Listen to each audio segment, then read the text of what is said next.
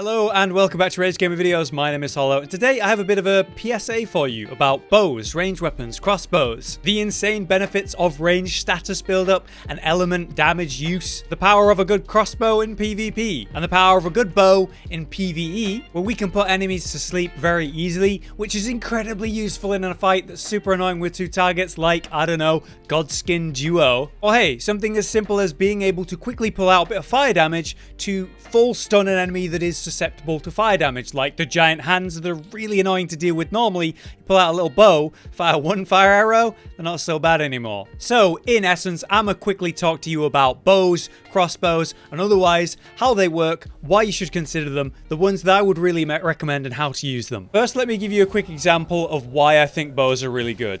Check this out. Range damage on this guy, and then we have a bleed. So we have the simple and ridiculously effective ranged blood buildup. You guys know bleed is nuts right now. Definitely deserve the nerf. The procs on these things are insane. If you have an enemy that is weak or vulnerable to bleed, pulling out the bow and blasting some bleed arrows, obviously super effective. Then we have something like sleep. If I can land the shot. There we go.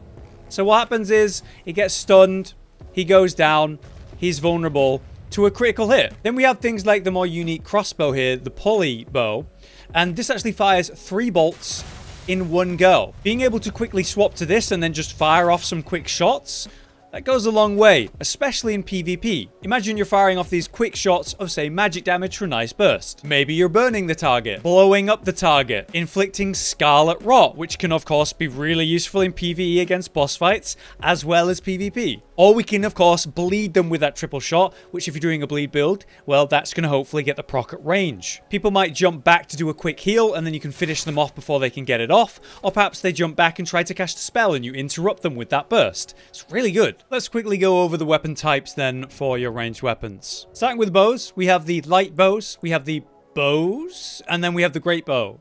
Now, what happened here is a mistranslation, I believe. Light bows are all, well, they're short bows, and the bows, these are all long bows. It seems definite that this is a mistranslation because on the black bow, it acknowledges that it is a long bow, and it acknowledges that it can be wielded as if it was a short bow, not as if it was a light bow. So clearly, these are short bows, and these are long bows. Very confusing to call the long bows just bows. Now, the short bows are really cool because they're tiny and basically weigh nothing at all. And then you've got like the mobility and the interesting moveset where you've got like a roll, and then you've got like a backstep, you've got the crouch. I hit something. Okay, so basically it's super mobile and jumpy and agile. This is basically the option you're looking for when it comes to PvP. If for some reason you're a mad person using a bow in PvP. To be honest, it can work, but I'd much rather use the triple shot crossbow, which we'll get to. Then we have the long bows, which are obviously slower and less mobile, but, you know, they can actually still do the jumping quick attack. So if you can do that, you're pretty much good to go. Lastly, we have the great bow, which are quite interesting because they're slow, heavy, but much greater range and much heavier hitting on the single shot. Now, in a real fight, you're going to get one of these shots off, maybe. You can even set up with a jump. And then that's basically going to be it. If you're looking to take someone out from range, like a target that's no idea where you are. But I do think there's better options than great bows for that. Now we have the crossbows, which basically work the same, except they must be loaded. So now it's loaded, I can really quickly fire that off, but then I will need to load it again. These are interesting because they don't come with any Ash of War. All crossbows have just the kick, and you cannot put anything else on it, which is a bit of a shame. There are no crossbow Ashes of War. I would recommend the pulley crossbow because that is the one that has the triple shot. So you can pull it out, fire off quick shots like 3 hits. I actually think this is the best option for ranged in PvP because you can quickly swap to it and then fire off these triple shots, maybe when enemies trying to back up and then cast something at you or even heal, and just finish them off before they can even do the thing they're trying to do. Here's a really interesting crossbow for you though. This is the full moon crossbow, and yeah, it's got a unique effect where, yeah, it's got a really cool reload animation. So if I try to reload again, it's just going to do the spin of the discs and it's ready to go. And it's got a unique effect where its true worth is revealed when using holy infused bolts, like so. Sort of an explosion of holy and the same reload. I don't know, it's all right, pretty cool design, but yeah, again, pulley crossbow is just better. Now we have the ballista, which are really cool. This is the hand ballista. And just like your great bow needing great arrows, the ballista needs ballista bolts. You must be immobile while using it, heavy shots, longer range, and you can get some big explosions as well when you're using this. Like so. Your only alternative ballista then to the hand ballista is the jar cannon, which is just ludicrous looking.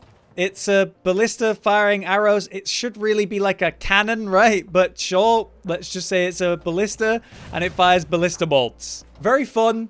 Pretty cool at long range. That's why I was saying that the great bows have kind of been outclassed. I think the ballista are just better at the same job. Long range, heavy hitting, big explosions, but you're not going to use this mid-combat when someone's up upon you. So now we have ammo types. For your arrows, there are 3 kinds. You have your basic type, which is the arrow, and then whatever element or status it is, like these blood arrows, scarlet rot arrows, holy arrows, fire arrows. Some pretty interesting ones like the shatter shard arrow, which makes an explosion where it lands, or the storm wing bone arrows, which break stances and even guards. But then you have all of those again, but they actually have the feathers at the end of it. All that does is give it increased range. And then there's also the slight damage increase. So take the fire bone arrows here without the feathers. It's 10 physical, 90 fire. And then the ones with the feathers, 15 physical, 95 fire. So yeah, better. And lastly, you have the big versions, the great arrows for your great bows. With the bolts, it's essentially the same thing, except we don't have any with feathers on them. It's just your regular bolts of the different kinds. And then you have the ballista versions for your ballista. You can craft all of these, which is really cool. Thin beast bones for your regular arrows, or hefty beast bones for your great arrows, which is exactly the same for the bolts as well. For your element and status type, they will need a different material, and then if you're going to give it the actual feathers to increase the damage and range, then you also need those feathers from birds. These come from your many various cookbooks around the game and around the world, so if you're looking for a specific type, you want to find which crafting recipe is tied to that. Like the missionary cookbook is tied to the holy arrows and bolts. Now let's talk about Ashes of War for your ranged weapons. For bows, you have a few. For crossbows, you have none. Now, as we mentioned earlier, short bows have barrage, which is exactly what you want for status build-up or proccing some elemental damage quickly. With longbows, you have your mighty shot, which is going to enhance the power of a single shot for some FP, and that's going to do more damage. In a similar vein, through and through for your great bow is going to do much the same. Is a single charge shot. It's going to be a lot more effective. I think I just killed someone. You also have sky shot, which fires one single shot like a volley,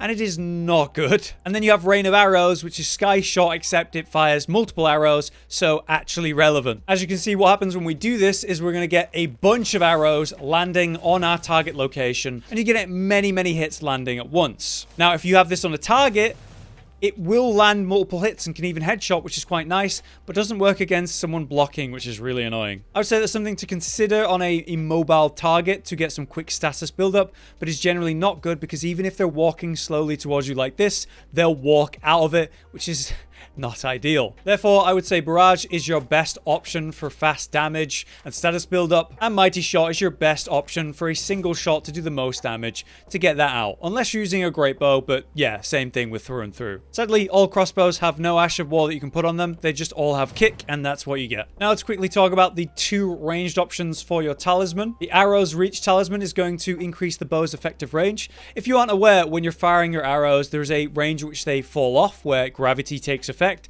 and they no longer do that much damage or don't even reach the target. When you've got this on, your arrows are going to go much further, so yeah, pretty useful. Then we have Arrow Sting, which is, I guess, the most important one. It will raise the attack power of your arrows and bolts, literally making you do more damage with those shots. However, that's not that important if you're just looking to swap to the weapon and do status build-up and swap off in PvE, but could be something to consider in PvP if you're swapping to the pulley crossbow to blast someone for a bit of damage. So, which do I recommend you use in the end? I would say your number 1 pick, and why I'm talking to you about this, is your black bow and your pulley crossbow. Your black bow is the best option for building up status on a target as quick as possible while dealing the most damage. As I said, the short bows are the best for building status because they have the barrage ability. But as you can see, the black bow is a unique longbow that works as if it was a short bow. So you get the perks of it being a longbow, i.e. better damage, as well as potentially better range. But then you also get barrage, which means you can apply the status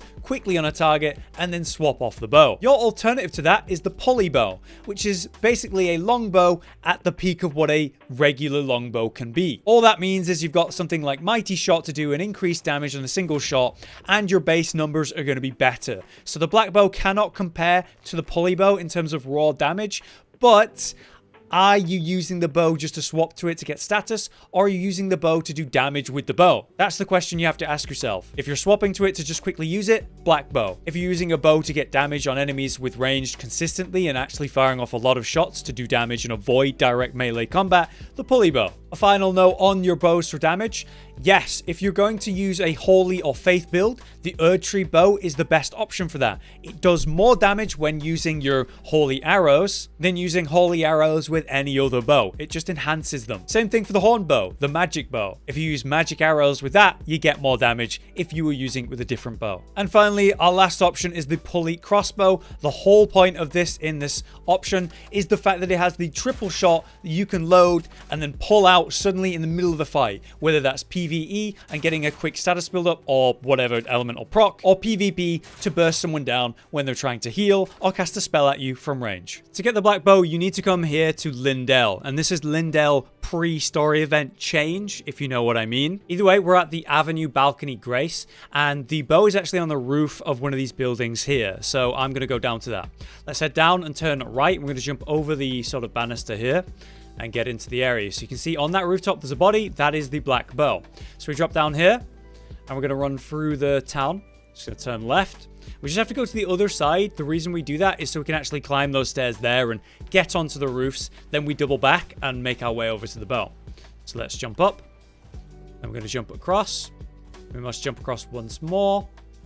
And then from here, it's pretty much a straight shot. There's the body, and on that body is the black bow that we're after. If you're considering the pulley bow, you need to come to Mount Gilmer, and this is the first Mount Gilmer campsite, the Grace, and right in front of me is a tower. At the top of that tower is the pulley bow. So we run over there, we climb the ladder up, we climb up the second set of ladders at the top to get to the actual balcony, and the pulley bow is on the body on the edge there. For the pulley crossbow, you are in the same area. You're in Mount Gilmer, but you're coming to the Craftsman's Shack. It's literally on this body here on this edge. But to get to this area, it's a bit convoluted. You need to make your way past the Seathwater Terminus. So essentially, you're going to have to circle around this whole area, making your way up until you reach the Craftsman's Shack. And as you approach the Craftsman's Shack, Grace, again, it is on the right. It's on this body right here. But that is my overview of your ranged weapons in Elden Ring. What do you think? If you have anything to add to this, please let me know. I've been learning about them a lot today. It's been really fun using them, and I truly believe I have slept on them,